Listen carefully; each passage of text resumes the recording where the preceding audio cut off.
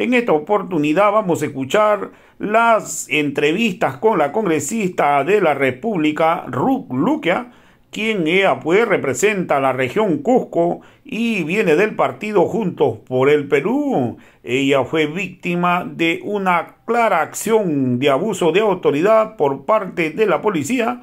Ella pues fue intervenida, en el cual le pidieron sus documentos. Esto sucedió cuando transitaba el día 19 en la capital peruana. La congresista Ruth Luque ha denunciado que la policía buscó de amedrentarlo, a pesar que se identificó. Ha dicho claramente que la policía, de acuerdo a su reglamento, solo puede intervenir cuando hay alguna sospecha de cometerse algún delito o cuando haya ocurrido algún delito en el sector. Pero la congresista mencionó que la verdad que este efectivo policial cometió abuso de autoridad. Esto es un hecho irregular. La congresista mencionó que va a denunciar a este policía por abuso de autoridad. Vamos a escuchar pasajes de las declaraciones que dio al respecto la congresista de la República. De lo que viene pasando a muchos ciudadanos y que además lo han venido denunciando a raíz de toda esta crisis política. Cuando el policía solicita arbitrariamente los controles de identidad, pide la revisión incluso de equipajes, he visto que imágenes donde incluso suben a los buses, han estado parando, etcétera. Y en realidad, efectivamente, el control de identidad y las intervenciones o la revisión, digamos, que puedan hacer es parte de su función, pero esa función está limitada por la ley. Tanto por el Código Procesal Penal y también por protocolos de actuación interinstitucional que ellos tienen, que está aprobado por un decreto supremo. Y tanto en estos protocolos y en el Código Procesal Penal, lo que se establece son dos límites, que esas intervenciones se realizan por sospecha de un delito o por la posibilidad que un delito ocurra. Entonces, no es que el policía actúa en un margen de discrecionalidad, ¿no es cierto?, y hace lo que quiere, como más o menos ha dado a entender el ministro del Interior luego en una declaración al día siguiente en el que dice que esta es una acción común que realiza. No es así. Una cosa es que este gobierno normalice y que penosamente la ciudadanía también hayamos normalizado que la policía te tiene que tratar así sin darte ninguna explicación, pero en el fondo esto tiene un marco de actuación y un protocolo que, como digo, tiene como base la existencia de una sospecha de delito o que esto ocurra. Y ninguno de estos casos ha sucedido en mi caso, y como ustedes van a ver en el video, han visto. Yo le pregunto al al policía, le exijo explicaciones porque creo que es la reacción ciudadana que uno tiene, ¿no es cierto?, cuando es intervenido de esta manera, y le dice ¿por qué? ¿Cuál es la razón? ¿Cuál es la motivación? Y no hay ninguna explicación objetiva que se me da. Lo que se me dijo es la protesta, el polo, y entonces lo que uno tiene que entrever es que realmente esto responde pues a decisiones políticas que se han dado, que es criminalizar, ¿no es cierto?, amedrentar a las personas que pacíficamente nos estamos movilizando. Ahora, congresista, a ver, entonces, tiene que quedar bien en claro de que la policía no te puede intervenir. Primero, si es que no hay una sospecha. O sea, si es que alguien no es sospechoso. Y segundo, si es que no se ha cometido un acto ilícito. De repente se ha cometido, por ejemplo, un robo, ¿no?, en el banco. Y en los alrededores, o en la ciudad, o en las salidas, dicen, perfecto, señor, su DNI, porque se acaba de cometer un robo. Ahí está fundado el que te pidan tu DNI. Documento. No, ese es cuando se comete algún hecho de crimen, de ilegalidad. Ahora, en caso de sospecha, yo puedo estar con una pasamontaña a las 10 de la mañana, ¿no?, frente al banco, parado media hora. Entonces me pueden pedir. ¿Por qué? Hay sospecha. Pero cuando no existe esto, no se puede pedir el DNI, señora congresista, ¿verdad? ¿Hemos explicado bien? Así es. Sí, el marco de acción incluso está establecido en el artículo 205 del Código Procesal, ¿no? Y exige que hayan dos presupuestos básicos: esa sospecha de delito, y la prevención de un delito que va a ocurrir, ¿no? O sea, son esos dos supuestos, digamos, en los cuales establece esta acción. Como digo, es una función de la policía porque puede hacerlo de manera ¿no es cierto?, directa, no necesita para eso una autorización para el control de identidad, pero como vuelvo a reiterar, no es una acción arbitraria que se le ocurre. Hay un marco de razonamiento objetivo por el cual el efectivo policial tiene que actuar. Pero en el caso, además, digamos que también está sucediendo en otros ciudadanos, y en el caso mío, además, ha habido una revisión del vehículo en el cual yo me movilizaba. Y la revisión o el registro de un vehículo, lo que el protocolo de actuación interinstitucional que está aprobado por un decreto supremo que es el 010-218, incluso dice que se levantará el acta respectiva firmada, digamos, por quienes están presentes y dando cuenta al fiscal conforme a este protocolo. Entonces, si uno mira las imágenes y también, digamos, lo que han denunciado muchos ciudadanos, lo que sucede, digamos, cuando suben al auto, al transporte, ¿no es cierto?, público, revisan los equipajes, es que en realidad no es que esto tampoco es una actuación única en la policía. Se levanta un acta, ¿no es cierto?, se da cuenta la fiscalía. Claro. Ven las imágenes como el policía filma, graba. Entonces, claro, lo que yo quiero aquí dejar absolutamente claro es que yo no estoy, digamos, diciendo que los policías no tengan esa función. Los policías tienen esa función. Lo que estoy exigiendo y reiterando es que esta actuación policial tiene un marco de actuación. Y yo particularmente no voy a permitir que se normalice, porque lo que el gobierno y los anteriores gobiernos, y especialmente este gobierno ha hecho, es normalizar la arbitrariedad de la policía. Y esa normalización la ha dicho de manera clara el ministro del Interior al día siguiente de ocurridos los hechos en una conferencia de prensa. Señora congresista, ¿qué hubiera pasado si usted se hubiese opuesto, no hubiese entregado sus documentos, no hubiese permitido que lo abran la capota de su carro? ¿Qué hubiese pasado? O sea, usted se hubiera negado, pues, no, señor, no le voy a entregar mi DNI y no voy a permitir que usted abra mi carro. Ya. A ver, ¿qué hubiera hecho el policía? Lo más probable es que seguramente hubieran dicho que yo he generado una violencia y resistencia a la autoridad. Algunos incluso están diciendo de que yo he abusado de mi cargo. Ellos, hay políticos, están diciendo que incluso yo tengo, que yo no tengo corona, que yo no soy ciudadana. Y en realidad, yo nunca, jamás, digamos, abuso, digamos, una posición, una abogada, y antes de ser congresista he defendido los derechos humanos. Y yo me ratifico en los niveles de defensa. Y creo que como cualquier otro ciudadano o persona en este país, cuando hay una intervención de esta naturaleza, te piden parar el vehículo, estacionar el vehículo, ¿no es cierto? La reacción normal es exigir una explicación, es pedir una explicación. Y para mí no hay ninguna explicación si un efectivo policial, un servidor, un funcionario me dice que es por el polo, que es por el contexto, que es por la protesta. Porque ahí la primera reacción mía, definitivamente, y lo que tengo que pensar es que lo que se está buscando más bien es castigar a las personas que estamos protestando. Y yo no tenía, ni ocurría, ni generaba ninguna situación de delito. Y en mi caso, además, yo estaba acompañada del efectivo que me brinda seguridad. Yo estaba acompañada por él, que incluso en un momento usted estaba acompañada por otro policía. Yo estaba acompañada del efectivo policial que brindaba seguridad, y de hecho el efectivo dialogó y le preguntó, y por lo que él me comentó es que le dijo de que no, que tenía que actuar. Entonces yo le dije, por favor, paren el auto, digamos, para poder conversar. Me acerqué y le dije, ¿qué está sucediendo? Y me dijo, no, necesito revisar su polo. Fue realmente, digamos, a mí me sorprendió la actitud, digamos, en la que se hará, pero yo voy a denunciar, como lo he dicho, porque sí creo que es importante que a raíz de esta situación hay un precedente. Se revisen los marcos de actuación, y no podemos como ciudadanos normalizar una situación que este gobierno asesino está normalizando y creen que es lo común de la actuación. No es así. Una intervención policial, un control de identidad, la revisión que se haga, se enmarca sobre razonamientos objetivos que, vuelvo a decir, son la sospecha de delito o la ocurrencia que puede ocurrir.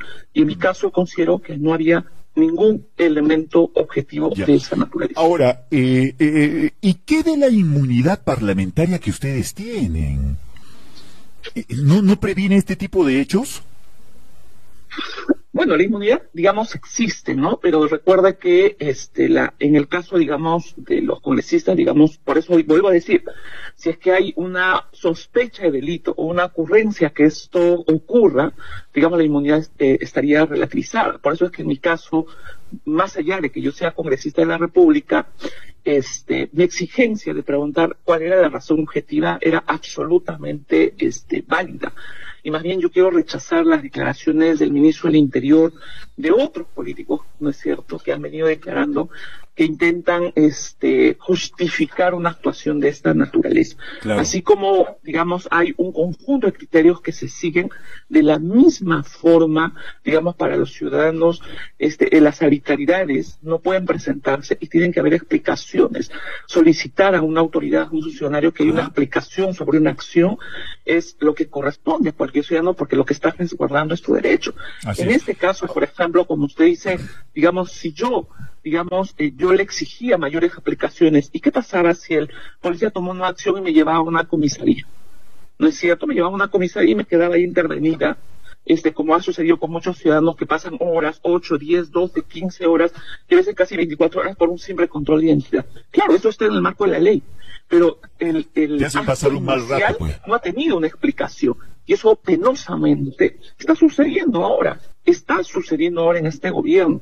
La gente de pronto es intervenida, revisaba sus cosas sin explicaciones, sin levantamiento de actas, sin decirles si estamos en una emergencia o sin decirles cuál es el presunto delito que se está intentando prevenir. No hay ninguna explicación. Y esto obedece para mí, digamos, esta lógica política institucional, ¿no es cierto?, de este gobierno que quiere hacernos asimilar a los ciudadanos que eso es permitido en una democracia, y yo no lo permito, y no lo voy a permitir. Yo voy a presentar, yo el día de ayer he presentado la queja ante la Dirección Nacional de Policía. El día de hoy espero ya formalizar la denuncia penal que ayer hemos culminado de una denuncia por abuso de autoridad. Ojalá. Ahora, a ver, hay varias preguntitas que quisiéramos que sirvan un poquito de reflexión para la población. ¿Qué pasa si un ciudadano, bueno, en su caso usted ha decidido entregar su DNI, abrir, ¿no? Porque efectivamente, si es que usted no lo hubiera hecho, no hubieran inmediatamente dicho, pues no, de que la congresista es una abusiva, abusa de su poder, que no es una malcriada, etcétera, etcétera. Bueno, en su caso creo que estuvo bien que usted actuó de esa manera para que se evidencie un delito, ¿no?, de abuso de autoridad. Pero, por ejemplo, yo he visto en las redes sociales, ¿no?, hemos visto ciudadanos que han sido intervenidos por la policía. Pero el ciudadano le dice, dime la razón por la cual me estás interviniendo. Si el policía no le dice, porque el policía lo único que dice prevención, esa es la palabrita que utiliza, ¿no? Y como la congresista le preguntó, ¿qué quieres prevenir? Y el policía no sabe qué responder. Porque dice prevención, pero ¿prevención de qué? Un asesinato, prevención de una violación, prevención de un atentado terrorista, prevención de un robo. No tiene una explicación. ¿Prevención de qué? No tiene una explicación. Entonces, pero, congresista, usted es abogada y usted también ha estado en defensa de derechos humanos. ¿Qué pasaría si un ciudadano, por ejemplo, se niega a entregar el DNI y le dice, llévame si tú quieres a la comisaría, pero yo no te voy a entregar mi DNI porque no me estás diciendo el motivo por el cual me pides el DNI? ¿Qué ocurriría en ese supuesto caso, congresista? Bueno, en el marco de este contexto ya ha pasado casos así. Usted está poniendo casos reales. Claro. Yo misma he fiscalizado qué ha sucedido y efectivamente hay ciudadanos que le han dicho, bueno, dime la razón, y bueno, si no hay ninguna razón, bueno, a ver, llévame. Y han sido intervenidos, pues eso es una intervención arbitraria. No es cierto. Lo que corresponde cuando sucede ese tema es que el momento, digamos, de la llegada del fiscal, que tiene que sí o sí levantar un acta, no se levanta un acta de constatación, hay que dejar constancia de ese acto, ¿no? En el acta de constatación policial, el policía no es un documento que solo él levanta, ¿no es cierto? En el acta de constatación hay que dejar constancia del hecho ocurrido, de esa acción arbitraria, de la falta de una explicación objetiva que ha pasado. De hecho, en las protestas de diciembre, enero, los ciudadanos eran intervenidos a diestra y siniestra. O sea, un ciudadano estaba caminando con una bolsa negra, lo cogían, lo llevaban, a veces lo golpeaban y lo ingresaban a la comisaría. Yo he identificado casos de esa naturaleza. fortaleza, ¿no? Y ahí la actuación de la Defensoría del Pueblo, de las defensas públicas, del Ministerio Público es fundamental, es clave, ¿no? Porque son, de alguna manera, en el caso del Ministerio Público, los garantes, digamos, que los derechos fundamentales de la persona se respeten. Y como vuelvo a decir, nadie, y creo que tampoco nadie, esté en contra de la función de la policía. La policía tiene la función de hacer control de identidad, puede intervenir, pero los marcos de actuación son la sospecha de delito o que estos ocurran. Y en el caso de una revisión, ¿no es cierto?, de un vehículo, de una intervención corporal que se pueda hacer, tiene que haber un acta. No es que al policía se le ocurre, ¿no es cierto? No es que al policía se le ocurre espontáneamente, hay una explicación. Y para mí la única explicación que ha habido es que esto pues responde a una decisión política, ¿no es cierto?, que anda el gobierno de miedo, cree que que la protesta es un delito, ellos nos han hecho asumir que protestar es un delito, que de por sí una protesta ya es violencia, todo eso nos han venido haciendo consentir a la población, y bajo ese marco de arbitrariedad política, nuestra policía penosamente está cometiendo estas acciones irregulares que se apartan de la ley. Vemos nosotros ahora, la policía ha salido, no sé cuántos policías a nivel nacional y principalmente la capital de la República, salen a detener, a pedir documentos a los manifestantes, cuando hay en nuestro país tanta inseguridad. ¿Por qué no se detienen a los delincuentes? O sea que no hay el mismo tratamiento, ¿no? O sea, el tratamiento a los manifestantes es pedirles DNI, intervenirlos, llevarlos a la comisaría, pero el tratamiento a la delincuencia... A la delincuencia hay mucha diferencia. ¿Qué está pasando? No, claramente hay una estigmatización, ¿no es cierto? Esta lógica de terruquear, digamos que ha habido siempre, ¿no es cierto?, cuando la gente ha defendido derechos, ahora más acrecentada, pero hay una lógica pues de estigmatización a la protesta como tal. El ciudadano que está con un cartel, a tal punto incluso de querer anular la libertad de expresión. Recuerden que en el caso de Puno, por ejemplo, cuando se genera esta canción que esta democracia no es democracia, Dina asesina, ¿no es cierto?, hay una interpelación y les dicen no pueden cantar, no pueden decir esto. Esa es una violación y restricción directa, ¿no es cierto?, a la libertad de expresión. Y de hecho, para este gobierno, que una persona esté con un cartel, ¿no es cierto?, que esté con un polo, que diga no matarás, como el caso mío, digamos, sustentado, eso para el gobierno es un peligro, porque la única forma en la cual este gobierno se ha ido sosteniendo ha sido con balas.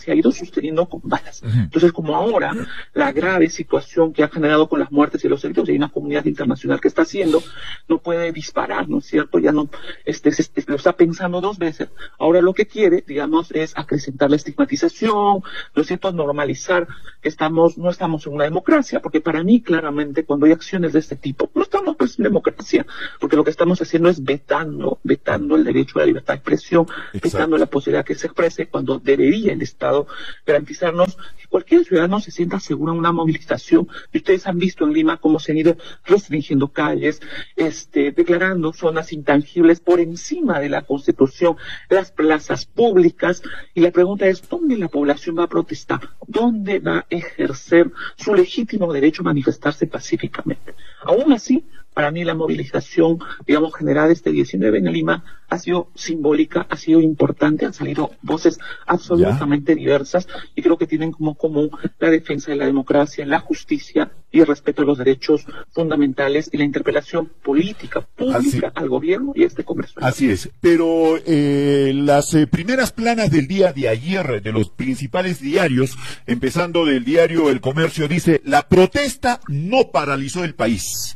El diario Perú 21 dice: nadie tomó Lima, nadie. Ese ya es absolutista, ¿no? Después el Trome dice: toma de Lima se desinfla. El Correo, primera plana del día de ayer: solo caos y desconcierto. Señora congresista Ruth Luque, ¿la movilización del día de ayer fue un fracaso? A ver, para empezar, ¿quién cree estos medios? Disculpen que lo diga de esa manera. Estos medios han venido generando titulares, digamos, que son desconectados de la realidad. ¿No es cierto? O sea, siempre han tenido un talán, digamos, de una manera específica. Entonces, por lo menos de lo que a mí respecta y de lo que hemos estado en la movilización, para mí ha sido una movilización absolutamente simbólica, de hecho distinta a la de diciembre y enero.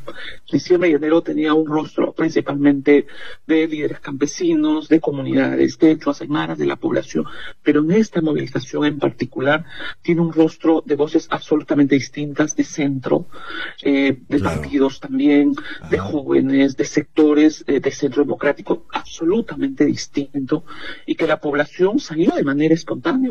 Habían grupos de 10 jóvenes, colectivos, y hay una preocupación en esa ciudadanía que se ha movilizado y ha partido espontáneamente de la democracia, de lo que está sucediendo.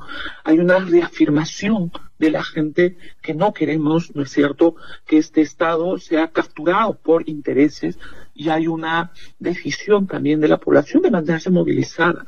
Y a mí me parece terrible, de verdad, que la gente, a raíz de la frase que se dijo, ¿no es cierto?, toma de Lima, crean que se refería pues a un caos, o sea, porque lo que han ido asemejando es que la protesta es violencia. Eso nos han venido metiendo. Y la protesta no es violencia, la protesta no es vandalismo, y creo que además, la propia fuerza, la estrategia que tiene la policía ha demostrado que ellos pueden individualizar, pueden identificar. La pregunta es, ¿por qué no han hecho eso en diciembre? ¿Por qué no han hecho eso en enero? Claro, porque la responsabilidad de las muertes recae principalmente en ellos. Y para ese momento, si les es difícil identificar, si les es difícil individualizar, ahí sí no tienen cámaras, ¿no es cierto? Ahí sí no aparecen cámaras. Ahí, en cambio, ahora sí tienen posibilidades de desplegar una estrategia distinta. Y esa es la interpelación pública que hay que hacer. O sea, como ustedes bien dicen, digamos, un gobierno que decide desarrollar presupuesto para comprar bombas lacrimógenas, como lo hizo en diciembre, en enero, o compra balas, ¿no es cierto? Y no tiene una estrategia de reacción, ¿no es cierto?, cuando aquí en Lima la inseguridad ciudadana es un problema principal, como en otras regiones, y no tenemos ese despliegue policial, ¿no es cierto?, que se viene realizando, pero sí detienes a manifestantes que tienen un cartel, sí detienes a un manifestante, digamos, que viene del sur, ¿no es cierto?, y que su auto es parado, registrado en sus maletas, etcétera, ¿no? Señor congresista, ¿qué opinión le merece, no, las reuniones que están teniendo con el gobierno, los alcaldes del sur, por ejemplo, del estado, de la región Puno, ¿no? Sí, sobre todo ahora de la región de Puno, ¿no? Sí, de Caraballo, otros distritos se han reunido. ¿Qué está esperando o qué espera el gobierno, o qué pretende, ¿no?, reunirse con los alcaldes? ¿Efectivamente quiere ayudar? ¿Quiere apoyar, como dicen ellos? A ver, yo creo que se mantiene una estrategia de minimizar el reclamo político a reducirlo a una agenda social. Con eso no quiero decir que la agenda social no es importante para el país. Sin embargo, este gobierno no solo ha matado, este gobierno para mí también es ineficiente. ¿Por qué? Desde que ha asumido la respuesta y la acción a los problemas de salud, por ejemplo, en el norte, a los problemas del friaje que tenemos en el sur, a la situación de sequía que ya veníamos arrastrando, que la agricultura está golpeando, sembríos, digamos, que no se han realizado, cosechas que ya se han perdido. ¿Cuál ha sido la respuesta de este gobierno? Además de darle un proyecto, una plata. No existe. Cuando en realidad lo que aquí se requieren son reformas estructurales profundas para garantizar una agricultura familiar potente a nuestros agricultores. Lo único que ha venido desarrollando son bonos. ¿Y cuáles son los cambios sustanciales que eso está generando? Entonces yo creo que las autoridades, los alcaldes, también están sintiendo esa interpelación, porque la demanda, el problema en la agricultura, en la salud, en la educación es sumamente grave. Los establecimientos de salud, hay una necesidad que toda la infraestructura se pueda recomponer. Ya hubiéramos querido que ese dinero asignado a bombas lacrimógenas haya sido asignado, digamos, a una decisión política de empezar nuevos establecimientos de salud o recategorizarlos y aumentar, digamos, el salario de profesionales de salud que ni siquiera llegan a las comunidades lejanas. Son esas decisiones las que realmente esperaríamos. Pero ya hemos visto, en el caso de, por ejemplo, de salud, casi que está siguiendo este sector en piloto automático. Y una ministra interpelada, ¿no es cierto?, cuestionada, ha sido premiada siendo elegida presidenta de salud. yo no veo ninguna respuesta, digamos, de cambio de fondo sobre temas de las demandas sociales que están planteando. La respuesta de este gobierno es dar un proyecto para acá, un proyecto para allá, cuando en realidad las decisiones significan hacer esos cambios. Y evidentemente eso significa pues chocarse con ciertos poderes, porque hay gente que quiere el statu quo. En el sector salud no más, ¿no es cierto? Ya en la pandemia vimos cómo las clínicas se pararon de cabeza y no querían ni siquiera, pese a la ley, que se haya una intervención, ¿no es cierto?, para garantizar la salud del Estado. Hoy esa situación no es de COVID, pero hay de otras enfermedades que la población lo sufre, lo enfrenta, porque visitamos por los lugares. Yo hago, por ejemplo, fiscalización de establecimientos de salud, colegios, estoy trabajando en iniciativas sobre ese tema y hay incluso lobbies asociados a la gente que le impide acceder a la salud. Ahí son los cambios, ahí tienen que ir las decisiones ejecutivas. Pero ¿ustedes creen que este gobierno lo va a hacer? No lo va a hacer, porque simplemente anda reduciendo a proyectos, porque no quiere chocar, ¿no es cierto? Porque hacerlo significa evidentemente, digamos, que que sostenerse en el poder se debilite, como ya no tiene legitimidad en la población, lo único que le queda es intentar palanquear con estos proyectos. Así es. Congresista, una última pregunta para una respuesta así rapidita. ¿Va a continuar la población movilizándose? ¿Usted qué cree? ¿Cómo ha visto ahí? ¿No? Hay otros sectores que se van a sumar. El día sábado hay una convocatoria para una movilización. La CGTP también está convocando para el 27, 28 y 29. ¿Esto va a continuar? ¿Se va a agrandar las movilizaciones? ¿O, como dicen los medios de comunicación, se va a desinflar? Yo considero que sí. Yo creo que lo del 19 la ciudadanía ha ratificado su derecho a movilizarse pacíficamente y la población va a seguir saliendo espontáneamente. De hecho, ha venido saliendo. Han estado haciendo vigilias, pasacalles, y yo creo que va a seguir habiendo eso. Y me parece que a raíz un poco de las actuaciones, declaraciones, pues el mejor alentador de esta necesidad de protestar pacíficamente es el propio gobierno. Cada declaración que la señora Boluarte hace, cada ministro, ¿no es cierto?, cada político que hace en defensa de este gobierno de relativización de la crisis, reafirma a la población que tiene la necesidad de protestar. Y yo creo que la población se va a ir movilizando con distintas consignas, pero creo que en el camino se van a ir encontrando en preocupaciones comunes que, como digo, vuelven a ser la democracia, la salida de la señora Dina Boluarte y la necesidad de un adelanto de elecciones. Yo creo que son consignas que van a ir, que van a ir siendo el denominador común en el trayecto.